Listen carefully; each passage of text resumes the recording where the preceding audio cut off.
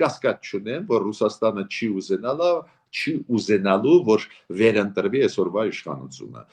Ու կլիենտուրան իր ունի, ում կուզենա բրդել։ Ուրեմն տարբեր մեթոդներ շատ հավանական է, որ կօգտագործվեն Հայաստանում։ Իսկ հնարավոր է այստեղ էլ երկաթուղու հետ կապված խնդիրներ լինեն, հատկապես որ այդ ճանապարհը ըստ էության Ռուսաստանը չի վերահսկում։ Դու որ ճանապարհի մասին կոնկրետ ասում։ Առաջիկայում բացվելիք այդ Թրամփի ուղին։ Եթե բան արվի, հենց դրա դեմ է արվելու։ Քանի որ մյուս երկաթուղին Հայաստանում գործող այսօրվա երկաթուղին բանի տակ է, չէ, Ռուսաստանի տակ է, կոպիտ ասած, այդ Կովկասյան երկաթգծի մեջ է մտնում, հասկացար, չէ։ Շատերը